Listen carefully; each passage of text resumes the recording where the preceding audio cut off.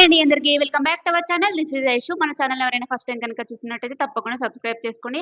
అలాగే పక్కన ఉన్న బెల్ ఐకాన్ కూడా క్లిక్ చేసేయండి. ఇవాళ మటన్ కర్రీ కన్నా ఎంతో బెటర్‌గా 100 రెట్లు బెటర్‌గా ఉండే పనసకాయ కర్రీని ఎలా చేయాలో చూద్దాం. ఇందులో మటన్ కర్రీ కన్నా చాలా రెట్లు ఎక్కువ ప్రోటీన్స్ ఉంటాయండి. ముందుగా పనసకాయని పైనున్న పొట్టు మొత్తం తీసేసి ఆయిల్ అప్లై చేసుకొని ముక్కలుగా కట్ చేసుకోవాలండి. అలాగే చాకు కూడా కట్ చేసుకోవాలి. ఇలా వాటర్ బాయిల్ అయిన తర్వాత కొద్దిగా సాల్ట్, కొద్దిగా పసుపు వేసిన తర్వాత అందులో కాసేపు మరగనివ్వాలి. ఇలా చూడండి, ఇలా కాస్త మరిగితే చాలండి. ఎక్కువ మరిగితే విరిగిపోతుంది ముక్క. ఇప్పుడు ఒక పాన్ పెట్టుకొని పచ్చి కొబ్బరైనా సరే, ఎండు కొబ్బరైనా సరే, కొబ్బరి, కొద్దిగా పల్లీలు, కొద్దిగా జీలకర్ర, కొద్దిగా ఆవాలు వేసుకొని కాసేపు అలా వేయించుకోవాలి. మీకు ఎండుమిర్చి ఉంటే ఎండుమిర్చి కూడా ఏసుకోవచ్చండి. లేదంటే కారం ఉంటే కారం కూడా వేసుకోవచ్చు. ఎండుమిర్చి అయితే కాస్త టేస్టీగా ఉంటుంది. అందులో కొంచెం బాదం, కాజు, కొద్దిగా అల్లం వెల్లుల్లి పేస్ట్, కొద్దిగా పసుపు వేసుకోవాలి. ఇప్పుడు దీన్ని సన్నగా మిక్సీ పట్టుకోవాలండి. ఇలా గరుకుగా ఉన్నప్పుడే కొద్దిగా టమాటా ముక్కలను కూడా యాడ్ చేసుకోవాలి. ఇందులోకి ఆయిల్ కొద్దిగా ఎక్కువనే పడుతుంది. ఆయిల్ హీట్ అయ్యాక ఆనియన్స్‌ని యాడ్ చేసుకోవాలి. ఆనియన్ వీలైనంత సన్నగా తురుముకోవాలండి. కొద్దిగా కరివేపాకు, కొద్దిగా పచ్చిమిర్చి యాడ్ చేసుకొని కాసేపు వాటిని వేగనివ్వాలి.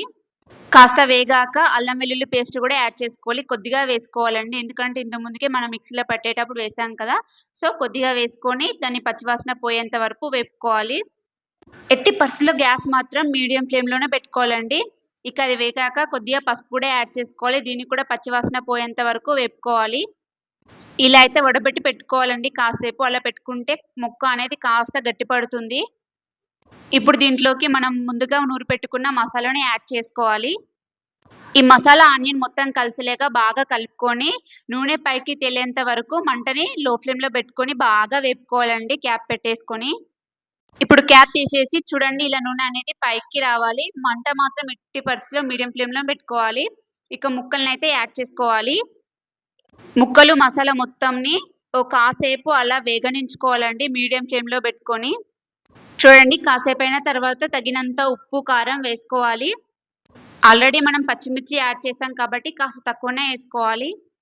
మనం మసాలాలు యాడ్ చేసుకోకుండా హెల్తీగా చేసుకున్నాం కాబట్టి కాస్త ఎక్కువనే పడుతుంది కారము. కారం అనేది ముక్కలకు పట్టేంత వరకు అలా వేపుకున్న తర్వాత కాసేపు క్యాప్ పెట్టి వదిలేయాలి. ఇప్పుడు గ్రేవీ కన్సిస్టెన్సీ తగ్గట్టుగా వాటర్ వేసుకోవాలి. ముక్క అనేది ముందుగానే ఉడికింది కాబట్టి కొద్దిగానే పడుతుందండి వాటరు. మన గ్రేవీ కన్సిస్టెన్సీ ఎక్కువగా కావాలంటే ఎక్కువగా కూడా వేసుకోవచ్చు. వాటర్ వేసిన తర్వాత కాస్త కలుపుకొని మంటలు లో ఫ్లేమ్‌లో పెట్టుకొని కాసేపు ఉడకనివ్వాలండి. కన్సిస్టెన్సీ అనేది బాగా వస్తుంది తిక్కుగా. కర్రీ అయితే రెడీ అయిపోయింది. ఇక కొత్తిమీరతో గార్నిష్ చేసుకోవాలి. కొద్దిగా కాస్త గరం మసాలా, కాస్త కస్తూరి మెంతి కూడా యాడ్ చేసుకోవచ్చు. ఇది చపాతీలకైతే ఇంకా చాలా బావుంటుందండి. చపాతీలకైనా, పూరీలకైనా, బిర్యానీలోకైనా సూపర్‌గా ఉంటుంది. మీరు కనుక ఈ వీడియో చూసి ట్రై చేస్తే తప్పకుండా కామెంట్ చేయండి. Thanks for watching. Take care. Bye.